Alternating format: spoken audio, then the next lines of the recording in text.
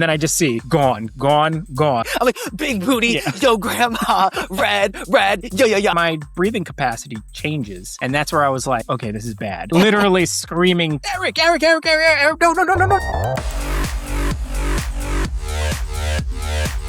Chris, welcome to Wait, Say More, the podcast, the show. Thank you. Yeah, we're going in a different direction, and I'm very excited for you to kind of be the introduction into this random world and a side quest that I guess we both went on. So if you just want to share a little bit about like how we know each other now, sure, a little bit about yourself. Absolutely. Well, I'm Chris Watley. I was number 68 on the Beast Game, Season 2, Strong vs. Smart. My number one ally on the show happened to be Eric, actually, who was my my neighbor across the hall.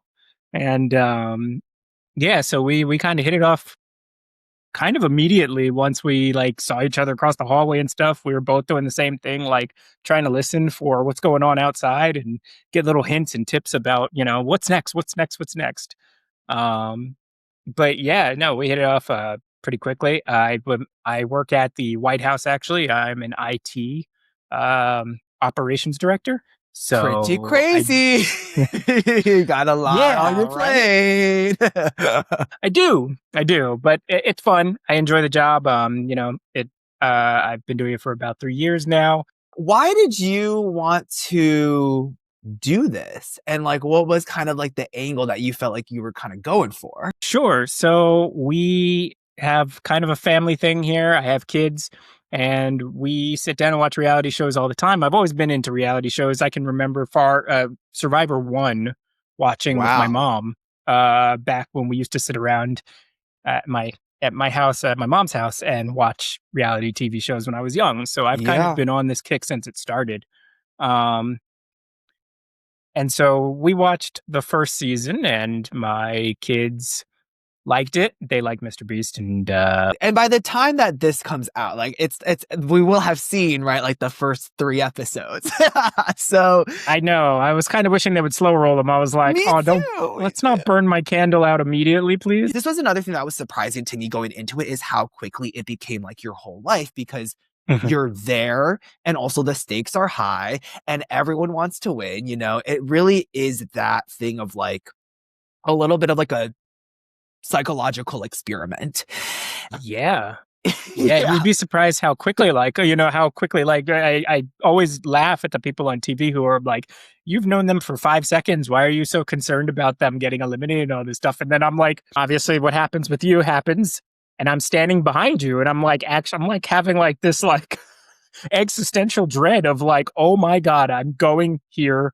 And it was like, I remember because it was you and it was like maybe like 2 other people that I had like talked to and gotten kind of close with. Yeah. That I was like, okay, if I make it into the next part with these people, then good. I have a strong bond. I know.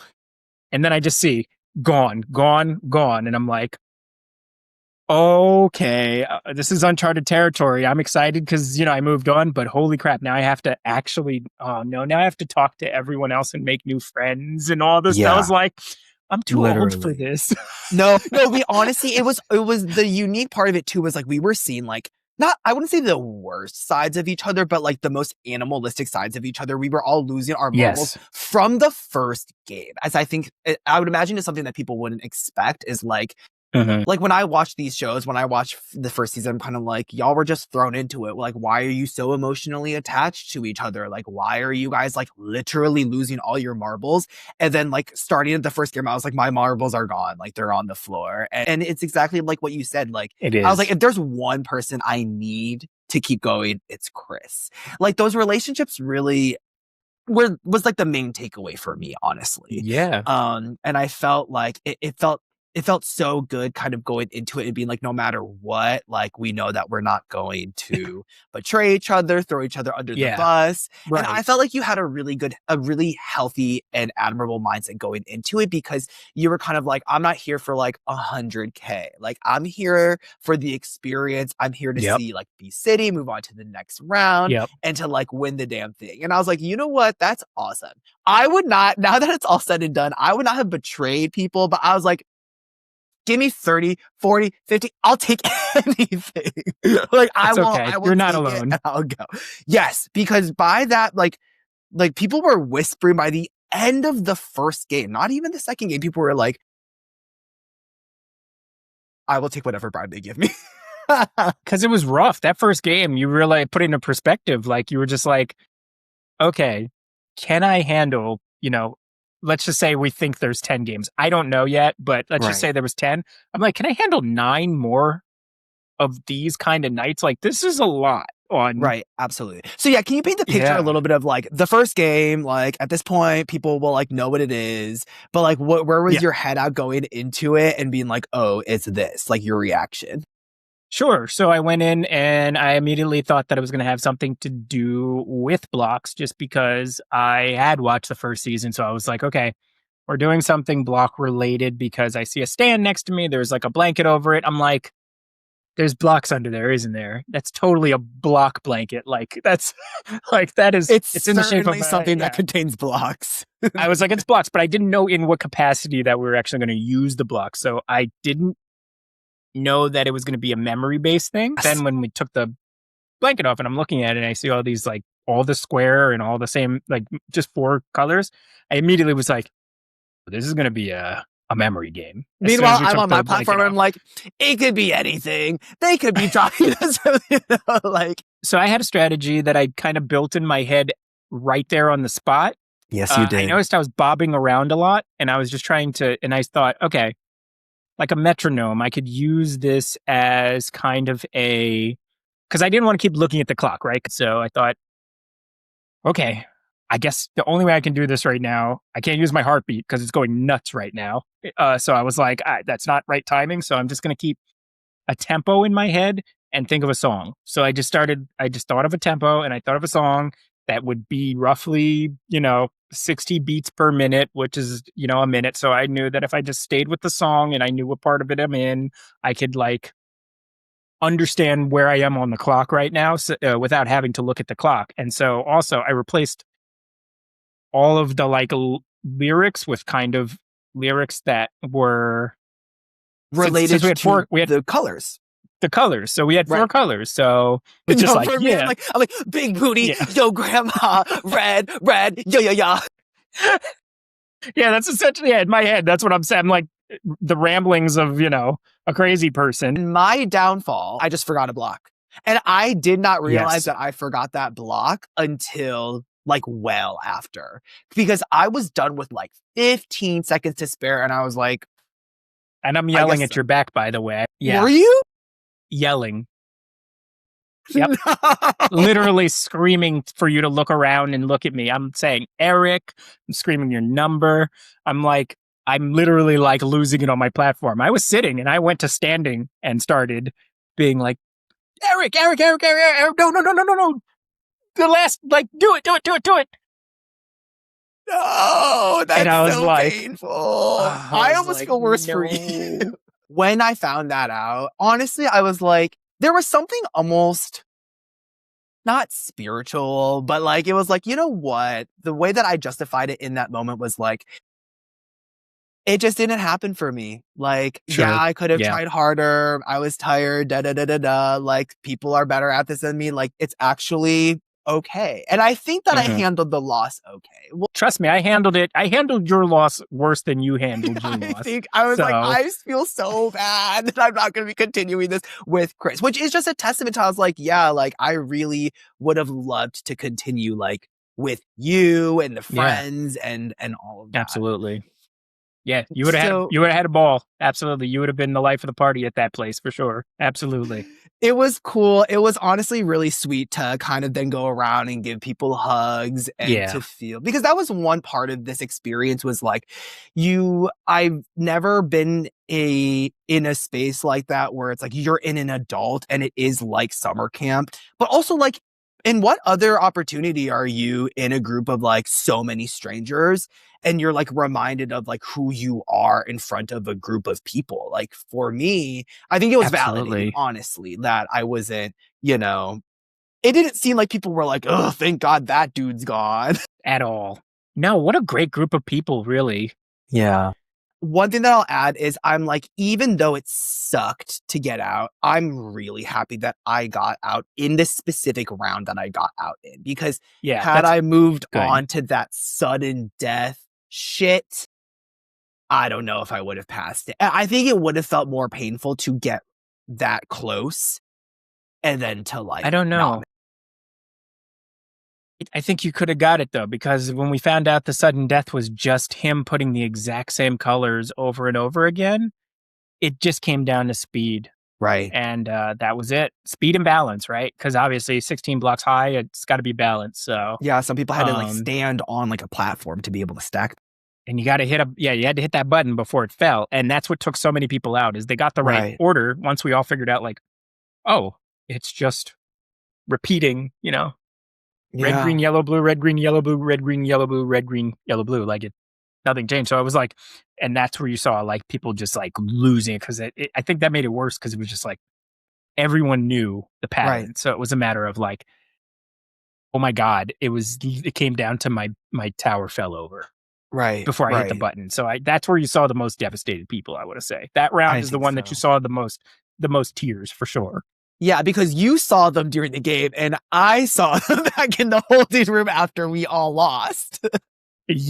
True. Yeah. Yeah. No, it was brutal. A lot of yelling, a lot of screaming, a lot of like, my so-and-so at home is going to be so disappointed, that kind of thing, so. Yeah, because that round, and I understand the next games took out some really good people. I'm not even trying to but like, I'm like, some of the biggest characters y'all knocked out in that first game. That's crazy. And it was half of us. Like, even that to me, I was kind of like, dude, this feels like a crapshoot, honestly. Yeah.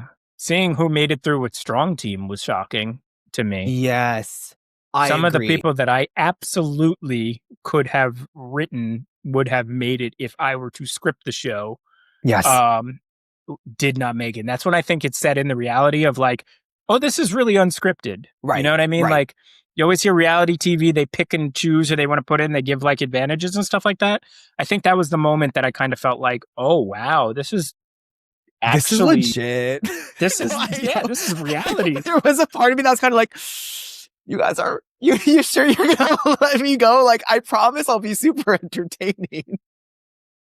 Yeah, and that just shocked me, because I'm like, see, like some of these people I know, you know what I mean? Because like I said, I have a long history of watching reality TV, so it wasn't lost on me how many like actual reality TV stars we had on the show with us. I knew every single one. So you knew some of those people. I knew every single one of them. There wasn't one I didn't know.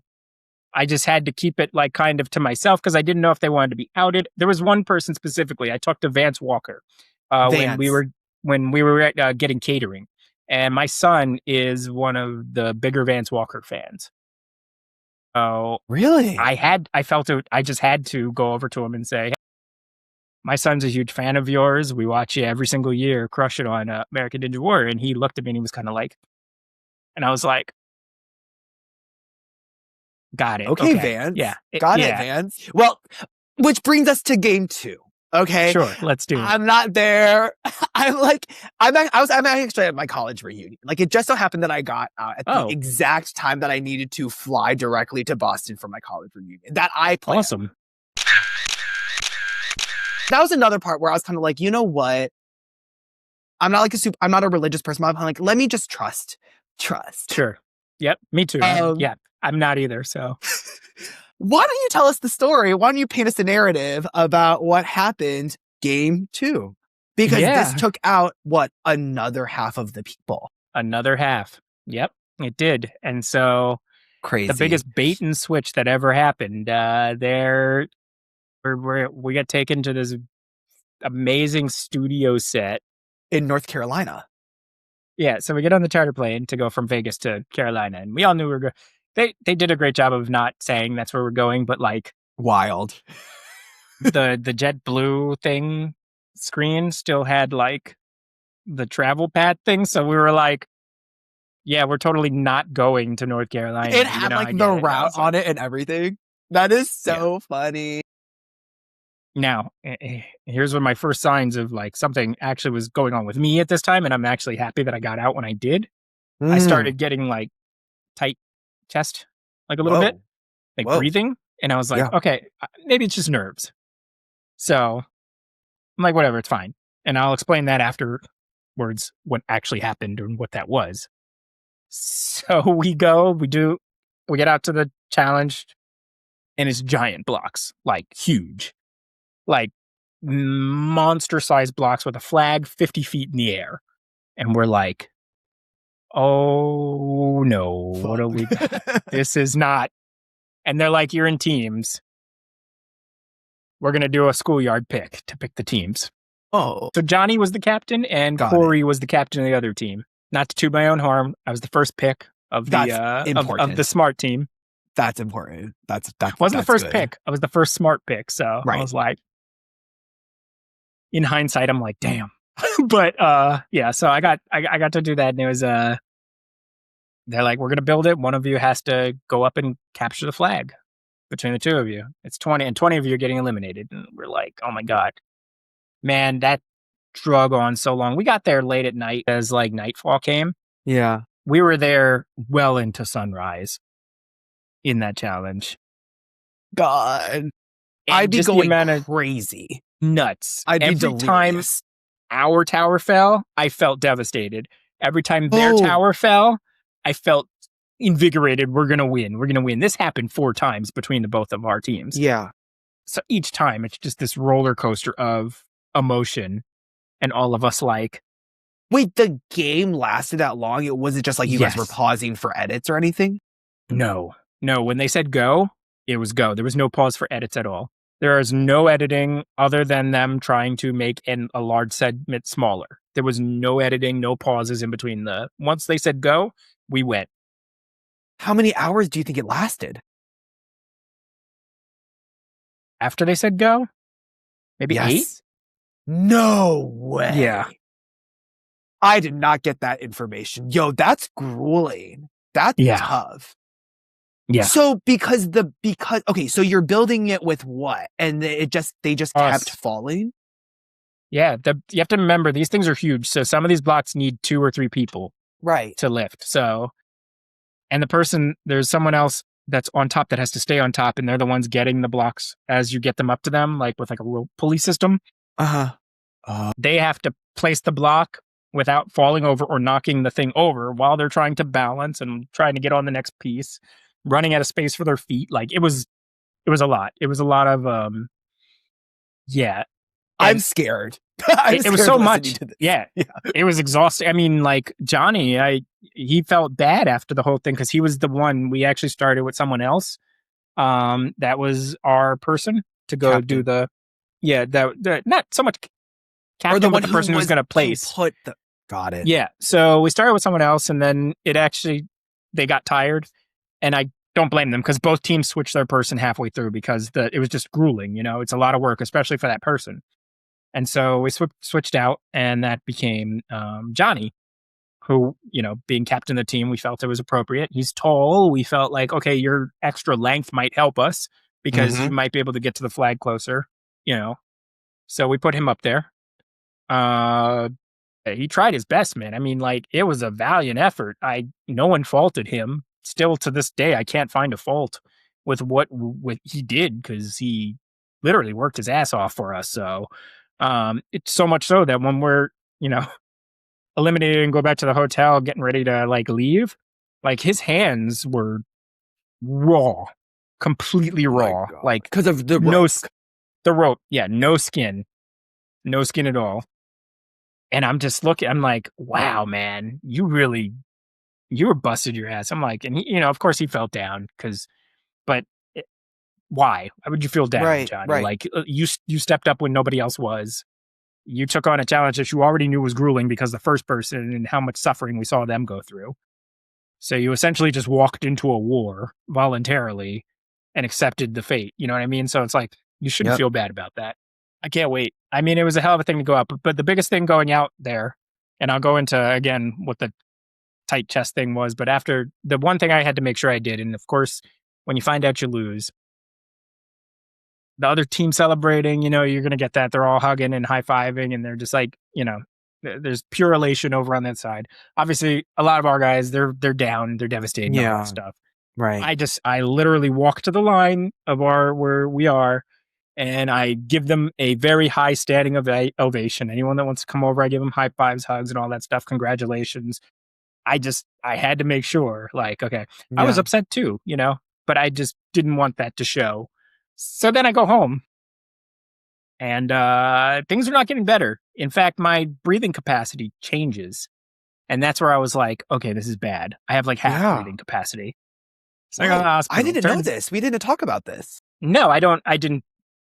I actually don't. I think like 3 people maybe know total. Got it.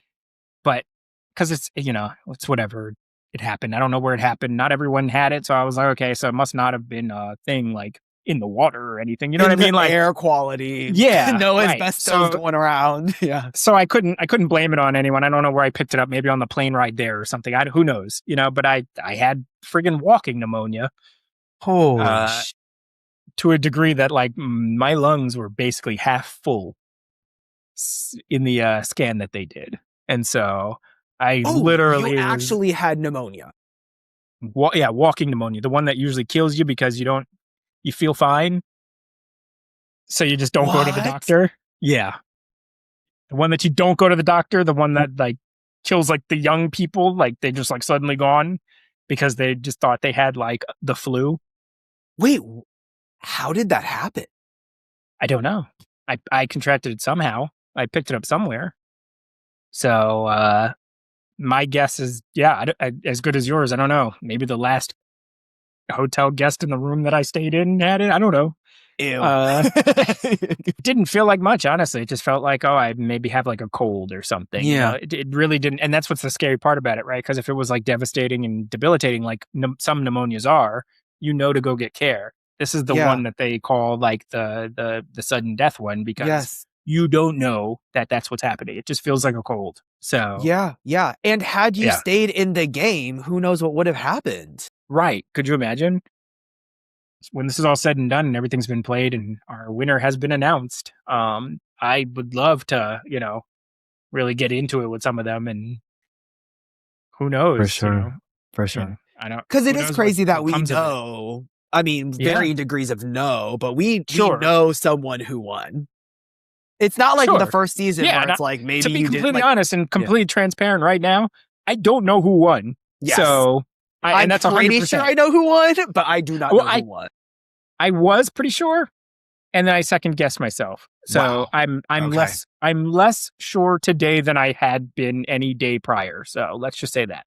Now that things are starting to come out in the promo, I'm kind of like a little worried. I'm like, oh gosh, like it's gonna be a little challenging reliving it and being like, going back into that frame of mind of like, could I have done more? Could I have done better? I think this whole experience has just been a really, really good opportunity or learning lesson to be like, yeah, you just can't have regrets. And like the importance of just doing things for the experience and like understanding when things are out of your control. I feel like that's one huge takeaway for me.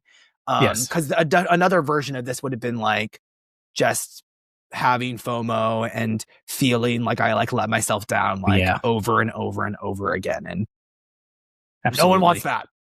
No, it's still rough even getting out where I did. Yes. So, of course. Can't wait to see it. Yeah, for sure. All right, Chris. Thanks, dude. And thank you. Hopefully we'll get to have more of these conversations and we'll see as things unfold in this game, in this show. And